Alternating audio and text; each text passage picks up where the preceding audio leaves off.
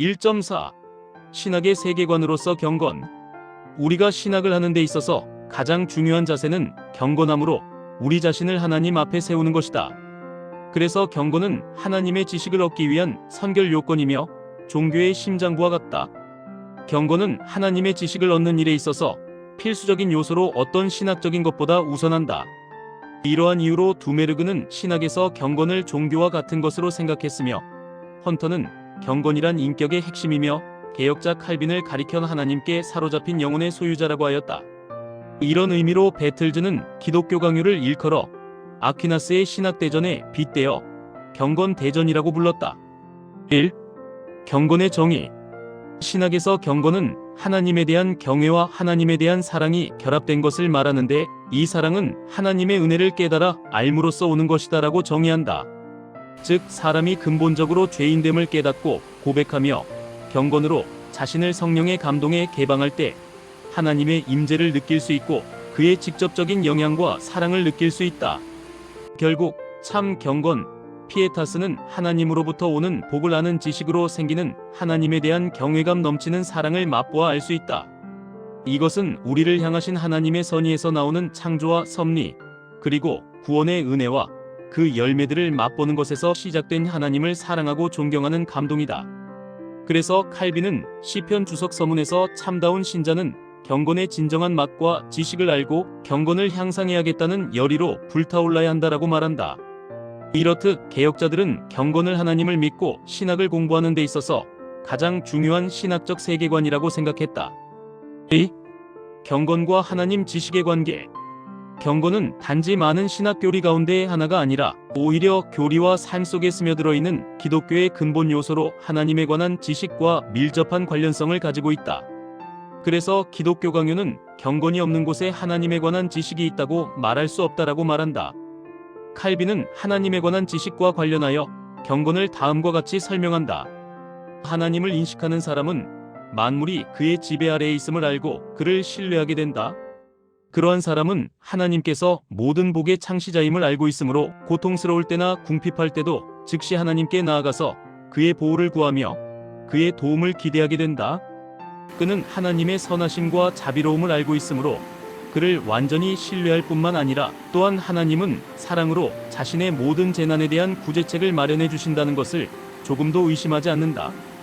그는 하나님을 공의로우신 심판장이시며 죄를 엄하게 벌하시는 분으로 알고 있는 까닭에 항상 하나님의 심판석이 자기 눈앞에 있는 것처럼 그를 두려워하여 하나님의 진노가 일어나지 않도록 자신을 억제한다.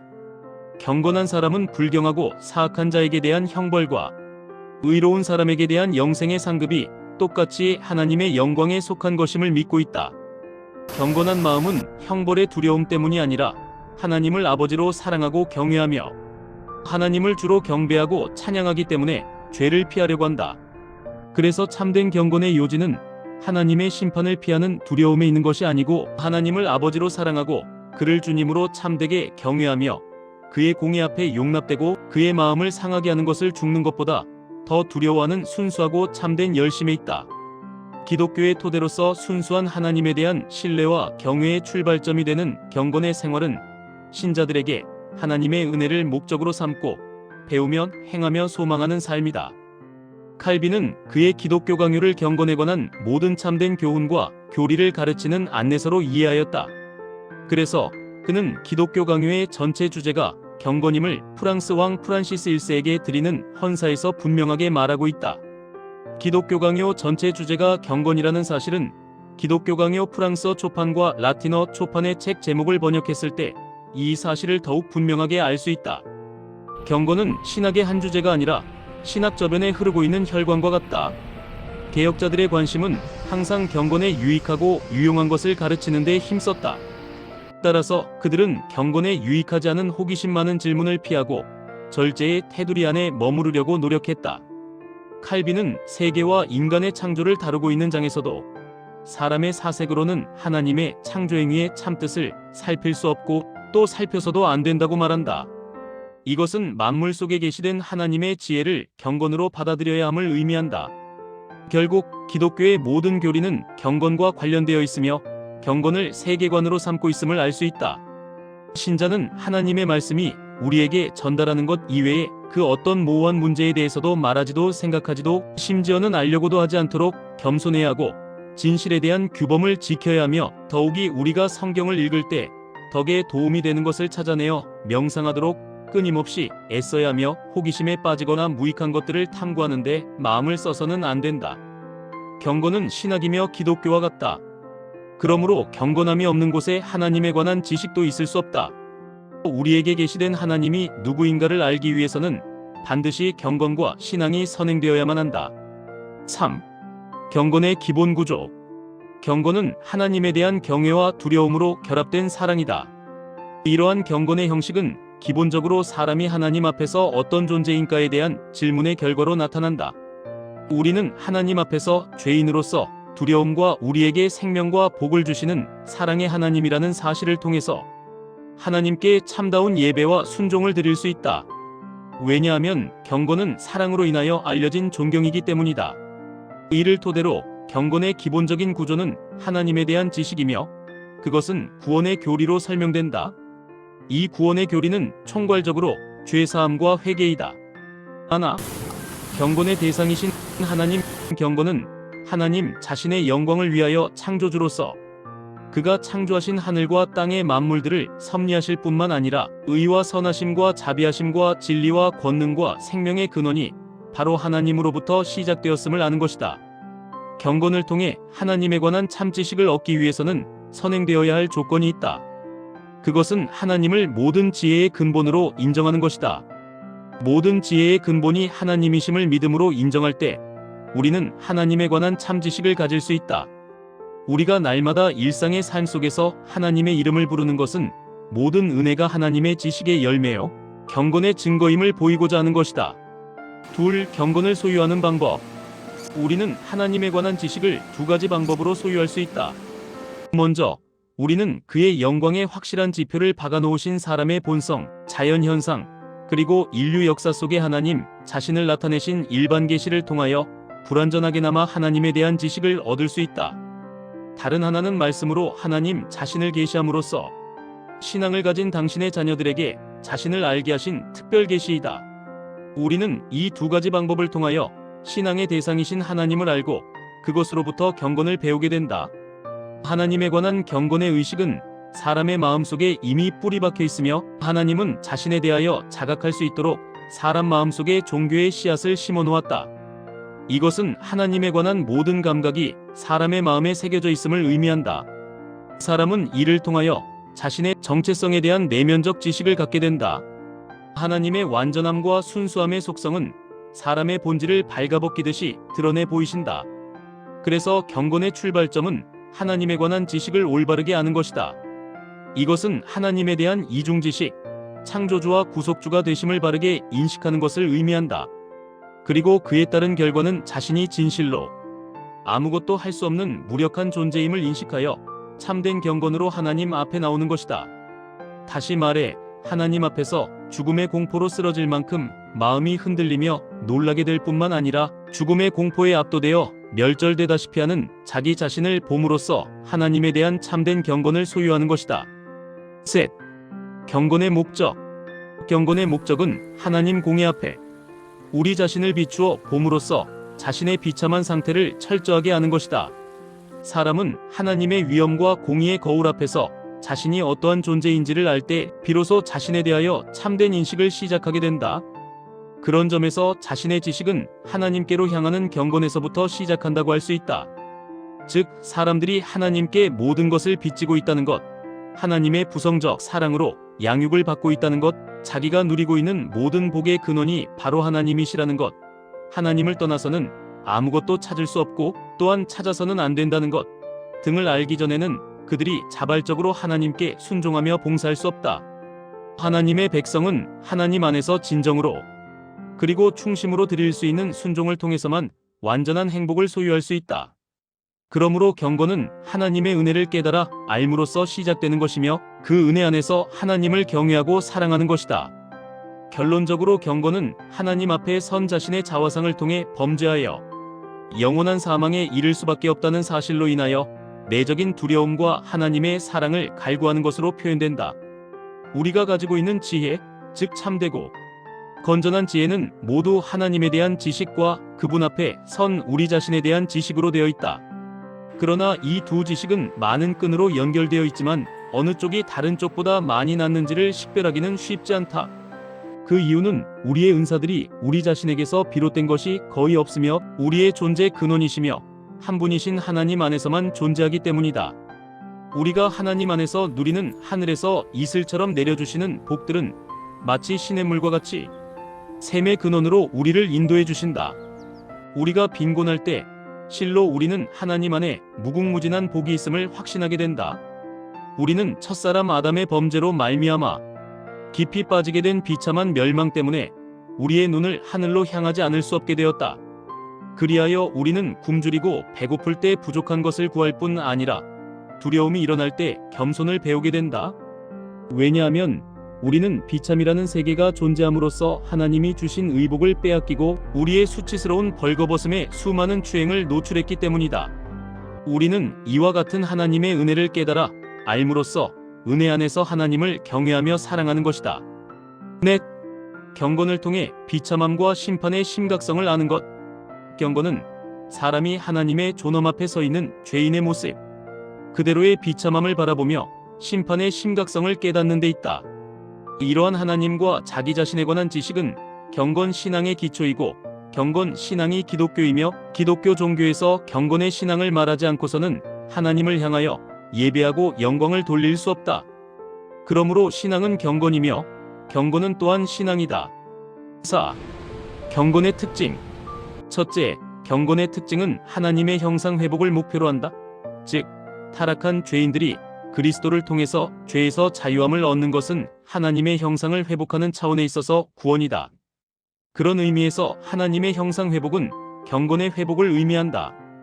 다시 말해 사람은 하나님에 관한 지식과 자신의 지식을 통하여 자신의 죄악된 본성을 깨닫고 하나님을 신앙으로 받아들이고 하나님은 우리 안에서 새로운 일을 수행하시고 새로운 창조의 역사를 일으키기 시작한다. 경건은 부르심의 목적인 하나님의 형상을 본받아 사는 것이다. 하나님은 그리스도 안에서 하나님의 형상을 입도록 하는 목회의 일을 위하여 그의 종들을 부르셨다. 로마서 9장 29절은 하나님이 미리 아신 자들로 또한 그 아들의 형상을 본받게 하려고 미리 정하셨으니 이는 그로 많은 형제 중에서 맏아들이 되게 하려 하심이니라라고 말씀하고 있다. 또한 고린도전서 15장 49절에서도 우리가 흙에 속한 자의 형상을 입은 것 같이 또한 하늘에 속한 자의 형상을 입으리라라고 말씀하고 있다.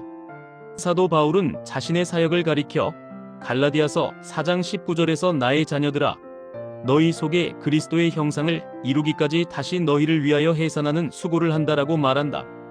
성경은 많은 곳에서 하나님의 형상 회복과 구원을 관련시키고 있다. 우리는 이것을 다른 말로 구원을 이루어가는 과정이라 할 수 있다. 그런 점에서 우리는 이 하나님 형상을 회복하는 구원을 경건을 이루는 과정이라고 할 수 있다. 둘째, 경건의 과정과 삶으로서 구원의 역사는 가장 먼저 그리스도와의 연합을 통해 일어난다. 그리스도와의 연합은 성령 사역의 결과이다. 우리는 믿음으로 그리스도와 한 몸을 이루어간다. 그 결과 우리는 그리스도에게 나타난 하나님의 영광과 진정한 형상의 모습을 발견하고 그것을 나의 것으로 삼는다. 우리는 구원하는 믿음으로 그리스도를 품게 되고 그것을 통해 온전한 구원을 이룬다. 셋째, 경건으로서 칭의는 그리스도의 의의 전가와 죄의 용서로 구성되어 있다. 이것은 소극적 의미뿐만 아니라 적극적 의미로서 양자됨과 영생을 포함한다. 또한 이것은 심판자이신 하나님이 정죄받은 사람을 용서하시는 심판적 행위이기도 하다. 이러한 칭의의 근거는 우리밖에 있다. 왜냐하면 우리는 오직 그리스도 안에서만 의롭게 되기 때문이다. 넷째, 중생의 삶으로서 경건은 내세에 대한 명상, 자기 부인과 십자가를 지는 삶으로 표현된다. 먼저 자기 부인의 삶은 그리스도와 함께 연합되어 자기 부인의 모범이신 그리스도를 따라 죄 죽임의 삶을 사는 것이다. 그리스도와 함께 그를 따라 죽는 이러한 죽음의 모형은 내면적으로 뿐만 아니라 외형적으로도 기독교 생활에서 성취되어야 한다. 그리스도는 하나님의 뜻에 완전하게 순종하여 자기를 억제함으로써 자기 부정의 삶에서 완전한 모범을 보이셨다. 우리가 그리스도와 함께 죽는 것은 이중적이며 동시적이다. 즉 회개의 두 부분, 죽임과 살림이 그것이다. 하나님의 형상은 옛 본성의 죽음과 동시에 성령의 살림으로 회복된다. 만일 우리가 그리스도의 죽음에 진정으로 참여한다면 우리의 옛사람은 그 능력을 힘입어 십자가에 못 박히게 되고 죄는 끝이 난다. 그리고 우리가 그리스도의 부활에 동참하는 자가 된다면 그 능력을 힘입어 하나님에 의해 합치되는 새로운 삶을 살게 된다. 그러므로 죄 죽임은 그 자체가 목적이 아니고 영생으로 가는 수단이다. 참으로 죽음은 역설적으로 타락으로 인하여 사람에게 들어온 죄로 가득한 부패를 파멸시킨다. 따라서 죽음이라는 말은 두 가지 의미로 이해할 수 있다. 그것은 자기 부인을 의미하며 동시에 자기 부인을 통해 우리가 육의 정욕을 버리고 새로워져서 하나님에 대하여 순종하는 것을 의미한다. 두 번째, 십자가를 짊어짐은 이 세상에서 살아가는 그리스도인의 투쟁적 삶의 한 부분이다. 그리스도는 자녀들을 자신의 소유로 부르셨다. 모든 사람은 자신의 십자가를 져야만 한다. 그 삶은 지루하고 힘들고 온갖 악들과 싸워 이겨야만 하는 삶이다. 아버지의 뜻은 거룩함을 위하여 고난 속에서 자신의 종들을 훈련시키는 것이다. 그리스도는 우리에게 이러한 인내의 본을 보여주셨다. 사도 바울은 그리스도를 본받아 모든 자녀들이 그리스도의 모습으로 닮아가는 것이 하나님께서 원하시는 것이라고 선언한다. 그래서 우리가 십자가의 고난에 동참할 때 이것은 동시에 그의 부활의 권능에 참여하게 되는 것이다. 오늘날 많은 신학이 바르트의 신학 경향에 따라 그리스도를 닮는 행위를 영성이라고 생각한다. 그러나 참된 영성과 경건은 인식론으로 그리스도를 인지하고 알고 이해하는 것이 아니라 회개의 두 구성 요소인 육의 죽임과 영의 살림이라는 실천적 행위로 나타나야 한다. 그리스도인은 전가의 은혜로 칭의의 은혜를 입으며 동시에 회개와 중생, 곧 성화의 은혜를 통하여 경건을 실천하도록 요구받는다. 믿음과 회개와 중생, 곧 성화는 그리스도인의 삶 전부를 포괄한다. 믿음과 회개는 단순히 구원의 순서 안에 있는 한 국면들이 아니다. 믿음의 결과로서 구원은 다른 말로 구별되지만 결코 분리할 수 없는 칭의와 성화인데 이것은 우리에게 내적으로 경건을 회복하게 하고 회복된 경건을 토대로 외적인 경건의 모양을 이루게 하는 것이다. 다섯째, 경건의 특징은 내세의 소망과 밀접한 관련성을 가지고 있다. 다시 말해, 경건은 하늘에 속한 것을 지금 여기에서 부분적으로 누리는 것이다. 또한 경건은 구원과 영원한 복을 이루게 하는 유일한 수단이며 그리스도 안에 있는 모든 은혜를 받아 누리게 하는 통로이다. 믿음은 그 본성상 이 삶이 지나간 후에 미래의 영생을 바라보는 것과 같다. 하나님의 자녀들은 성령의 조명에 의하여 믿음으로 하늘의 생명을 바라볼 수 있고 누리게 된다는 사실을 하나님이 주신 은혜로 여긴다. 믿음으로 영생을 바라보는 생활은 반드시 경건의 삶을 수반하게 되어 있다. 이러한 사실은 우리의 구원의 소망과 경건이 얼마나 깊은 관련성이 있는지를 말해주는 것이다. 그런 점에서 구원의 외적 방편인 교회는 우리를 경건한 삶과 떨어질 수 없는 순종의 예배자로 삼는다. 한편 신앙의 훈련으로서 기도는 곧 경건의 실천과 같다. 결론적으로 이런 의미에서 경건은 기독교인의 삶과 세계관을 형성하는 것이며 우리 신학의 토대를 이루는 것이다. 참된 종교란 하나님에 대한 엄숙한 두려움과 사랑으로 결합된 경건으로 정의되고 두려움이란 하나님을 향한 자발적인 경외를 내포하며 말씀에 규정된 정당한 예배를 수반한다. 그래서 경건은 경외, 두려움, 사랑, 종교, 신앙, 예배, 지식 등의 용어와 긴밀하게 연결되어 있는 개혁파 신학의 토대로 모든 신학에 뻗어있는 신경망과 같은 것이다. 이런 의미에서 칼빈과 개혁파 신학자들에게 경건은 곧 종교이며 신앙이었다.